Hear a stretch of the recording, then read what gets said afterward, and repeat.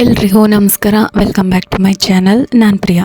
ಇವತ್ತಿನ video start ಮಾಡೋದಕ್ಕಿಂತ ಮುಂಚೆ ಎಲ್ರಿಗೂ ಹೊಸ ವರ್ಷದ ಹಾರ್ದಿಕ ಶುಭಾಶಯಗಳು. ನ್ಯೂ ಇಯರ್ ಸೆಲೆಬ್ರೇಷನ್ಗೆ ಅಂತ ನಾವು ಹೊರಗಡೆಯಿಂದ ಕೇಕ್ ತಂದು ಸೆಲೆಬ್ರೇಟ್ ಮಾಡೋದಕ್ಕಿಂತ ಈ ಥರ ಮನೆಯಲ್ಲೇ ಸಿಂಪಲ್ ಆಗಿ ಮನೆಯಲ್ಲೇ ಸ್ಪಾಂಜ್ ಕೇಕ್ನ ರೆಡಿ ಮಾಡ್ಕೋಬಹುದು.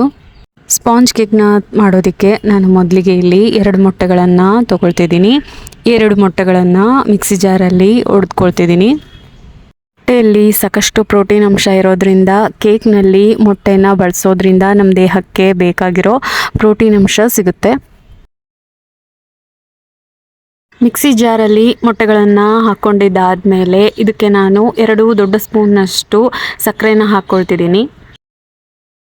ಮತ್ತು ಕೇಕ್ನ ಫ್ಲೇವರ್ಗೋಸ್ಕರ ಇದಕ್ಕೆ ನಾನು ವೆನಿಲಾ ಎಸೆನ್ಸ್ನ ಯೂಸ್ ಮಾಡ್ಕೊಳ್ತಿದ್ದೀನಿ. ಇದನ್ನು 1 ಟೀ ಸ್ಪೂನ್ನಷ್ಟು ಇದರಲ್ಲಿ ಹಾಕ್ಕೊಳ್ತಿದ್ದೀನಿ. ಮತ್ತು ಇದಕ್ಕೆ ನಾನು 1 ದೊಡ್ಡ ಸ್ಪೂನ್ನಷ್ಟು ಎಣ್ಣೆನ ಇದರಲ್ಲಿ ಹಾಕ್ಕೊಳ್ತಿದ್ದೀನಿ.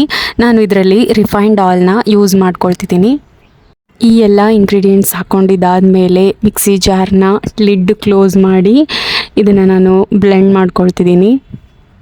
ಇದೆಲ್ಲ ಮಿಕ್ಸಿ ಆದಮೇಲೆ ಈ ರೀತಿ ಟೆಕ್ಸ್ಚರ್ ಬರುತ್ತೆ. ಇದನ್ನು ಒಂದು ಬೌಲ್ಗೆ ಟ್ರಾನ್ಸ್ಫರ್ ಮಾಡ್ತಿದ್ದೀನಿ.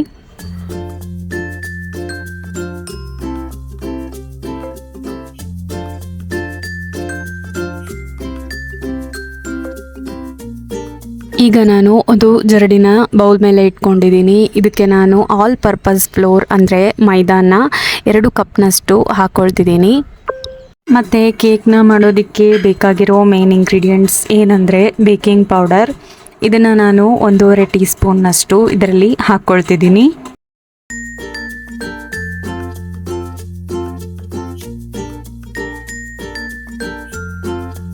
ಮತ್ತು ಇದಕ್ಕೆ ನಾನು 1 ಚಿಟಿಕೆಯಷ್ಟು ಸೋಡಾನ ಕೂಡ ಆ್ಯಡ್ ಮಾಡ್ಕೊಳ್ತಿದ್ದೀನಿ. ಈ ಎಲ್ಲ ಇಂಗ್ರೀಡಿಯೆಂಟ್ಸ್ ಹಾಕ್ಕೊಂಡಿದ್ದಾದ ನಂತರ ಈ ರೀತಿ ಇದನ್ನು ಸೇವ್ ಮಾಡ್ಕೋಬೇಕು.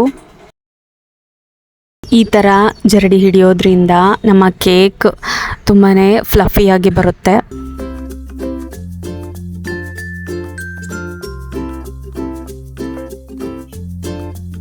ಈಗ ಇದೆಲ್ಲ ಹಾಕ್ಕೊಂಡಿದ್ದಾದಮೇಲೆ ಇದನ್ನು ನಾನು ಸ್ಮೂತಾಗಿ ಕಲಿಸ್ಕೊಳ್ತಿದ್ದೀನಿ.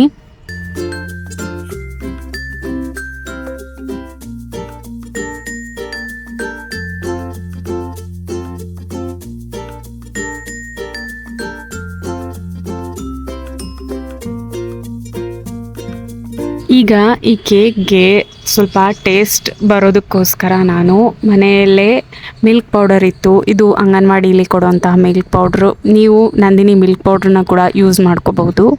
ಮಿಲ್ಕ್ ಪೌಡ್ರನ್ನ ನಾನು 1 ಕಪ್ನಷ್ಟು ಹಾಕ್ಕೊಳ್ತಿದ್ದೀನಿ. ಇದರಲ್ಲಿ ಮಿಲ್ಕ್ ಪೌಡ್ರನ್ನ ಹಾಕ್ಕೊಂಡಿದ್ದಾದಮೇಲೆ ಈ ರೀತಿ ಮತ್ತೆ ಇದನ್ನು ಮಿಕ್ಸ್ ಮಾಡ್ಕೋಬೇಕು. ಈಗ ನಮ್ಮ ಈ ಬ್ಯಾಟರ್ ಸ್ವಲ್ಪ ಗಟ್ಟಿಯಾಗ್ತಾ ಬಂತು. ಇದಕ್ಕೆ ನಾನು ಸ್ವಲ್ಪ ಸ್ಮೂತಾಗಿ ಬರೋದಕ್ಕೋಸ್ಕರ ಮಿಲ್ಕ್ನ ಆ್ಯಡ್ ಮಾಡ್ಕೊಳ್ತಿದ್ದೀನಿ. ಸ್ವಲ್ಪನೇ ಹಾಲನ್ನು ಹಾಕ್ಕೊಳ್ತಾ ಇದನ್ನು ಕಲಿಸ್ಕೋಬೇಕಾಗುತ್ತೆ. ಈ ರೀತಿ ಜಾಸ್ತಿ ಇದನ್ನು ಹಾರ್ಡಾಗಿ ಕಲಿಸ್ಕೋಬಾರ್ದು. ಇದನ್ನು ಈ ರೀತಿ ಸ್ಮೂತಾಗಿ ಕಲಿಸ್ಕೊಂಡ್ರೇ ಕೇಕ್ ಚೆನ್ನಾಗಿ ಬರುತ್ತೆ. ನಮ್ಮ ಕೇಕ್ನ ಬ್ಯಾಟರ್ ಸ್ಮೂತ್ ಆಗ್ತಾ ಬಂತು. ಇದಕ್ಕೆ ಇನ್ನೊಂದು ಚೂರು ಹಾಲು ಬೇಕಾಗುತ್ತೆ ಅನಿಸ್ತಿದೆ. ಅದಕ್ಕೆ ನಾನು ಇನ್ನೊಂದು ಸ್ವಲ್ಪ ಇದಕ್ಕೆ ಹಾಲನ್ನ ಆ್ಯಡ್ ಮಾಡ್ಕೊಳ್ತಿದ್ದೀನಿ.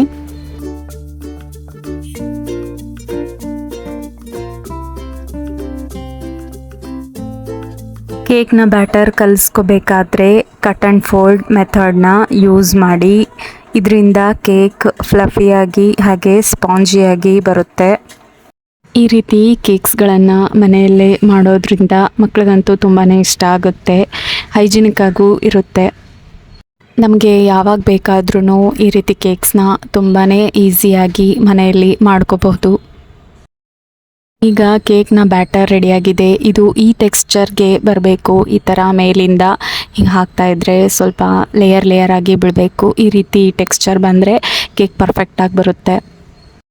ಕೇಕ್ ಬ್ಯಾಟರ್ ರೆಡಿ ಆಯಿತು. ಇದನ್ನೀಗ ಪಕ್ಕದಲ್ಲಿಟ್ಟು ಒಂದು ಪ್ಯಾನ್ನ ತೊಗೊಂಡಿದ್ದೀನಿ. Cake PAN. ಇದು ಇಲ್ಲ ಅಂದರೆ ನೀವು ಕುಕ್ಕರಲ್ಲಿ ಪಾತ್ರೆ ಬರುತ್ತಲ್ಲ ಅದನ್ನು ಯೂಸ್ ಮಾಡ್ಕೋಬೋದು. ಅಲ್ಯೂಮಿನಿಯಂ ಪಾತ್ರೆ ಆದರೆ ತುಂಬಾ ಚೆನ್ನಾಗಿ ಬರುತ್ತೆ ಕೇಕು. ಈ ಪ್ಯಾನ್ಗೆ ಸ್ವಲ್ಪ ಆಯಿಲ್ನ ಗ್ರೀಸ್ ಮಾಡ್ಕೊಂಡಿದ್ದೀನಿ. ಇದ್ರ ಮೇಲೆ ಸ್ವಲ್ಪ ಹಿಟ್ಟನ್ನು ಹಾಕ್ಕೊಂಡು ಈ ರೀತಿ ಇದನ್ನು ಡಸ್ಟಿಂಗ್ ಮಾಡ್ಕೊಳ್ತಿದ್ದೀನಿ. ನೆಕ್ಸ್ಟ್ ಈಗ ಈ ಪ್ಯಾನಲ್ಲಿ ನಾವು ರೆಡಿ ಮಾಡ್ಕೊಂಡಿರೋಂತಹ ಕೇಕ್ ಬ್ಯಾಟರ್ನ ಹಾಕ್ಕೊಳ್ತಿದ್ದೀನಿ.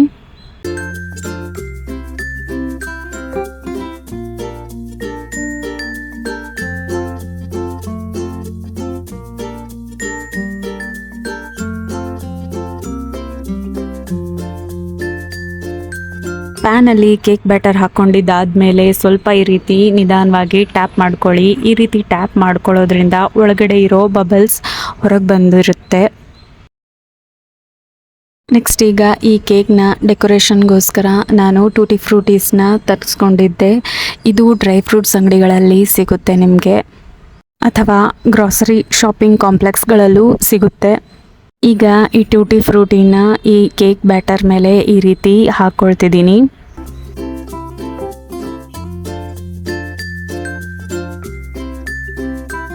ಕೇಕ್ನ ಓವನ್ ಇಲ್ಲದೆ ಕೂಡ ಮಾಡಬಹುದು. ಈ ರೀತಿ ಒಂದು ಅಲ್ಯೂಮಿನಿಯಂ ಕಡಾಯಿಗೆ ಸ್ವಲ್ಪ ಉಪ್ಪನ್ನು ಹಾಕ್ಕೊಳ್ತಿದ್ದೀನಿ. ಅಲ್ಯೂಮಿನಿಯಂ ಕಡಾಯಿನ ಯಾಕೆ ಯೂಸ್ ಮಾಡ್ತಾ ಇದ್ದೀನಿ ಅಂದರೆ ಇದು ಬೇಗನೆ ಹೀಟ್ ಆಗುತ್ತೆ. ಲೋ ಫ್ಲೇಮಲ್ಲೇ ನಮಗೆ ಬೇಕಾಗಿರೋ ಅಷ್ಟು ಹೀಟ್ನ ಇದು ಅಬ್ಸರ್ವ್ ಮಾಡ್ಕೊಳ್ಳುತ್ತೆ.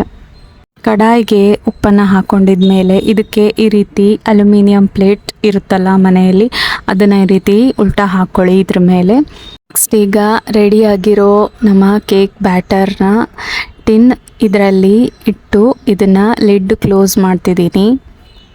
ಕಡಾಯಿನ ಹೀಟ್ ಹೊರಗಡೆ ಹೋಗದೇ ಇರಲಿ ಅಂತ ಇದ್ರ ಮೇಲೆ ಸ್ವಲ್ಪ ವೇಟ್ನ ಇಡ್ತಾ ಇದ್ದೀನಿ ಈ ರೀತಿ. ಇದಾದಮೇಲೆ ಇದನ್ನು 45 ನಿಮಿಷದವರೆಗೂ ನಾವು ಲೋ ಫ್ಲೇಮಲ್ಲೇ ಬಿಡಬೇಕಾಗುತ್ತೆ. 45 ನಿಮಿಷಗಳ ನಂತರ ಲಿಡ್ನ ಓಪನ್ ಮಾಡಿಬಿಟ್ಟು ಈ ರೀತಿ ಚಾಕುವಿಂದ ಒಂದ್ಸಲ ಈ ರೀತಿ ಚುಚ್ಚಿ ನೋಡಿ. ಇದಕ್ಕೆ ಕೇಕ್ನ ಬ್ಯಾಟರ್ ಹತ್ಕೊಂಡಿಲ್ಲ ಅಂದರೆ ನಿಮ್ಮ ಕೇಕ್ ಕಂಪ್ಲೀಟಾಗಿ ರೆಡಿಯಾಗಿದೆ ಅಂತ ಅರ್ಥ.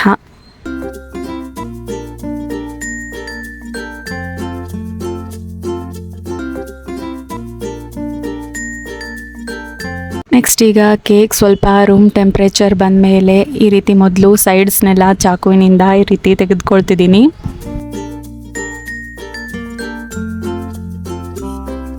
ಆಮೇಲೆ ಒಂದು ತಟ್ಟೆನ ಇದಕ್ಕೆ ಕ್ಲೋಸ್ ಮಾಡಿ ಇದನ್ನು ಉಲ್ಟಾ ಮಾಡಿ ಸ್ವಲ್ಪ ಟ್ಯಾಪ್ ಮಾಡಿದ್ರೆ ಕೇಕ್ ಹಾಗೆ ಬೀಳುತ್ತೆ.